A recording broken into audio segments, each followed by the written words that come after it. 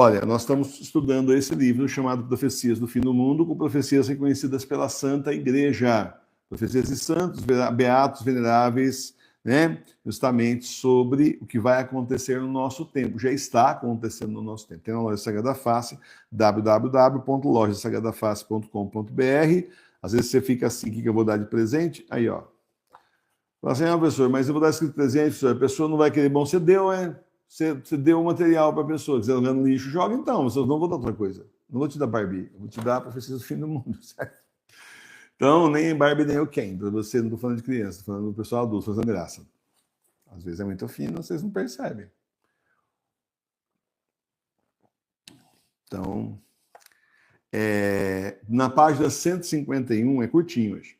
A morte do Papa, profecia de São Pio X.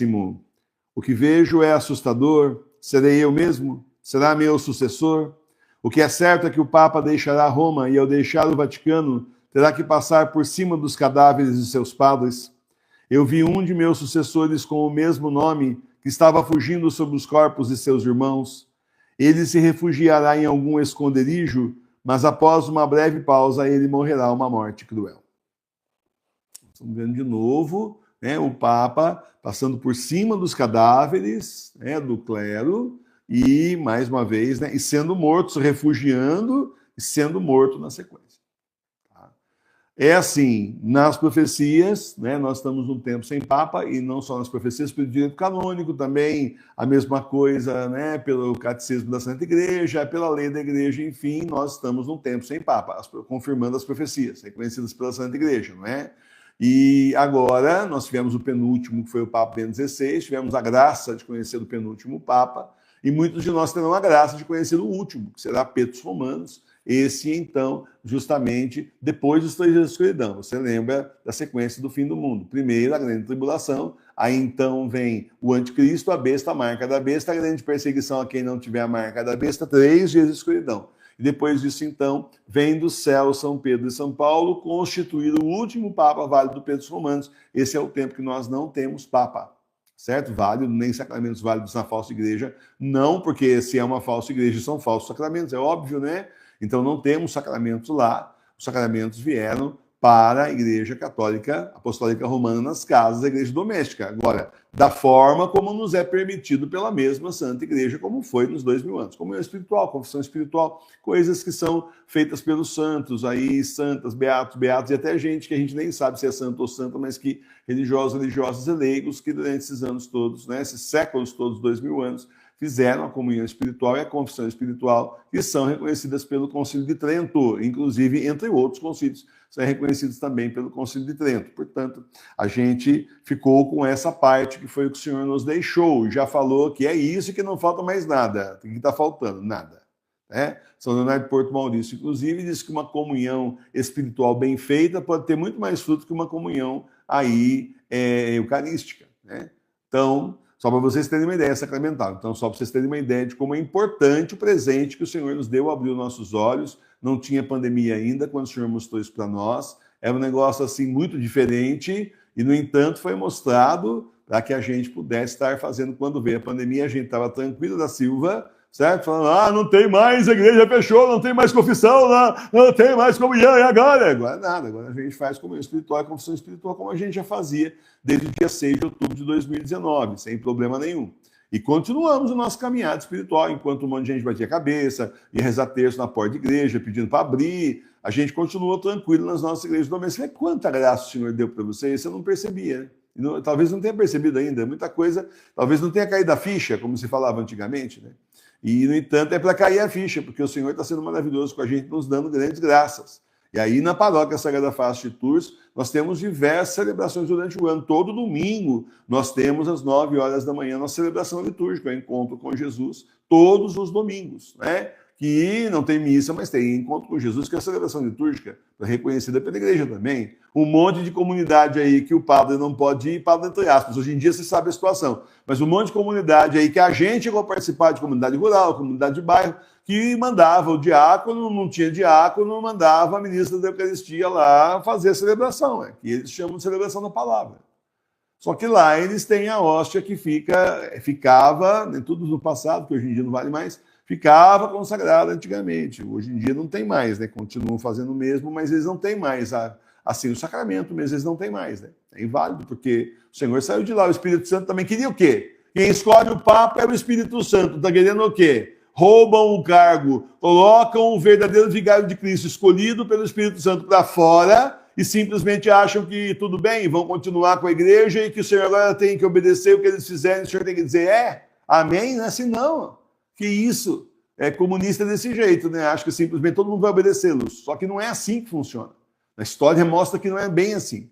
Então, meus irmãos e minhas irmãs, nós continuamos, então, sendo igreja verdadeira nas casas. E aí eu não posso deixar de lembrar do Papa Bento XVI saindo com o helicóptero, passando por cima justamente de todo mundo, né? Aquela imagem assim histórica, quando ele sai do Vaticano, ele fala a partir das 8 horas não sou mais Papa, da noite, né? Ou a partir das 20 horas, enfim, ele fala a hora. Na verdade, tem uma discussão a respeito disso. Um dia eu vou fazer um vídeo a respeito, porque na verdade ele não fala 20 horas, ele fala uma hora canônica, que lá no Vaticano ele segue a hora canônica da Idade Média e é diferente da relógio nosso. Falaram 20 horas, mas não era. Tem uma série de coisas que, inclusive, inviabilizam mais uma vez, se por tudo que a gente já sabe, esse consistório lá, como é que é? Conclave. Se por tudo que a gente sabe, esse conclave que elegeu Jorge Mário Bergoglio é falso, já é falso, e tem mais coisa que a gente vai descobrindo depois. Essa, por exemplo, do horário, que falaram 20 horas, mas não era 20 horas, é um horário canônico que ele fala. Um dia eu explico melhor para vocês, faço um vídeo a respeito. Então, porque é um horário bem diferente do que a gente conhece, né? Da Idade Média, ainda que o Vaticano continua seguia, pelo menos até o Bento XVI seguia. E aí, então, conclusão da história, ele sai, no que ele sai com o helicóptero, ele passou por um clero que estava morto, espiritualmente morto para Deus. Essa gente estava morta para a salvação, morta para o paraíso, morta para Deus, morta para a igreja verdadeira e viva, muito viva para o inferno e para a falsa igreja. Né? Viva, muito viva para o inferno, para a falsa igreja e a lá maçonaria eclesiástica, a lá nova ordem mundial, globalistas, etc. Então, quando ele sai com o helicóptero e continua sendo Papa e é colocado para fora, né, forças ocultas, né, fazem com que ele, então, renuncie à parte administrativa, né, ao ministério, não ao munus apostólico. O munus apostólico é a parte espiritual, ele não renunciou. Quando ele sai ali, aquelas pessoas que estão ali embaixo morreram, porque simplesmente concordaram com o golpe. Então não dá para a gente, né? Terá que passar por cima dos cadáveres de seus padres. E aí vai ficar, né? E vi um de meus sucessores com o mesmo nome meu. E é justamente Bento Benedictus, e é o nome justamente do Papa Pio X. Também na língua dele lá é a mesma coisa. Benedito também, né? E aí então ele se refugiará em algum esconderijo e após uma breve pausa morrerá uma morte cruel. Eu falo que ele foi morto. E ele não ficou lá. Professor, mas ele estava lá. Professor, você está exagerando, professor. Já teoria da conspiração aí agora. Chegou no auge, professor. Olha, ele estava lá no mosteiro. Todo mundo sabia o endereço dele. Então tá, chega lá para você ver. Por que você não foi lá? Ninguém conseguia acessar o Papa Bento XVI mais. Estava preso no fundão do Vaticano lá, perdido no fundo do Vaticano. Ninguém acessava mais, a não ser quem era permitido. E a partir de um certo momento, quem era permitido passou a ser vigiado 24 horas por dia. Então, meus irmãos e minhas irmãs, o ponto é esse, a conversa é exatamente essa. Nós estamos percebendo justamente que o Papa ficou preso e as profecias dizem que ele ia ser morto violentamente. Violentamente é violentamente. Como é que mataram o Bento XVI? Eu tenho suspeita. Porque estava lá doente. O Jorge Mário Bergoglio chega na mídia, rezamos pelo Papa Bento XVI, ele não está bem, ele está muito doente. Do quê? Está doente do quê? E cadê os médicos? Por que não levaram para o hospital? Porque o João Paulo II foi levado para o mesmo hospital que o Jorge Mário Bergoglio vai ser levado depois. Tanto é que tem uma imagem bonita dele, acho que é de bronze, lá no pátio lá do hospital, justamente do Papa João Paulo II. Nas fotos, praticamente, era de tudo para não mostrar. Mas teve uma hora que não teve jeito, quando o Bergoglio apareceu na sacada mostrando que ele estava vivo, não teve jeito, teve uma foto que eu vi, foi uma só que pegou a estátua do João Paulo II, do Papa João Paulo II. Uma foto pegou a estátua do João Paulo II, não tem como não ver, porque está bem no meio do pátio ali. Né? É histórico, né? Ele lá preso, não, né? Acho que não. Mas enfim, é histórico ele lá no quarto do hospital. Desse hospital lá de Roma. E Jorge Mário Bergoglio foi levado para lá também, tanto é que não morreu de cara. Agora, quando chegou o governo 16, nós decidimos não mandá-lo para o hospital. Quem decidiu?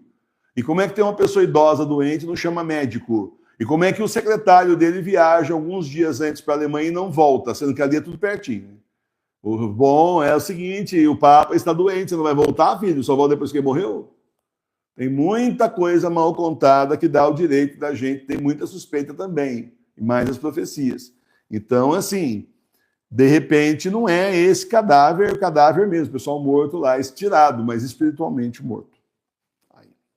Então, essa aqui é a profecia do São Pio X sobre a morte do Papa, o penúltimo Papa. Depois nós temos o último Papa, mas só depois dos 3 dias de escuridão, que é justamente Petrus Romanus. E a gente já sabe, será que aí o lobo, ele não é, o leão lobo, ele não é simplesmente o Petrus Romanus? Bom, Romanus quer dizer romano, né? Então, com certeza não é.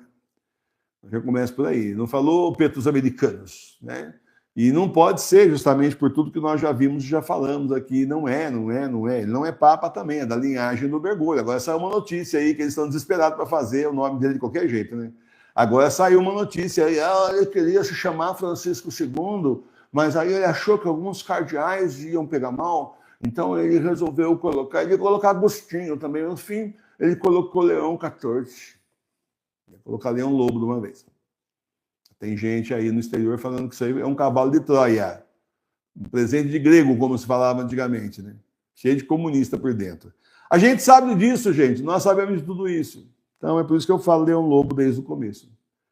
Aí já tem gente falando leonino, lobianino, um negócio assim, né? Não, bergoliano, lobiano, negócio assim.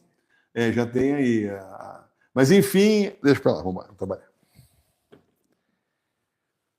Enfim, isso nos lembra realmente a renúncia forçada do Papa Bento XVI, né? Essa gente morreu para a salvação e morreu de uma forma tão terrível e tão cruel que continuam mortos. Né? E o que é que nós vimos? Cadê aqueles cardeais, entre aspas, lá? Estamos combatendo, oposição paga. Eu não falava para vocês que é oposição paga. Agora você vai ler coisa que eles escrevem, até desanimo. Não escrever, não vou ler mais nada. Porque é assim, nós queremos que ele faça um papado de união, um pacificador. Ele vai ser muito bom para a igreja. Ele tem um bom perfil.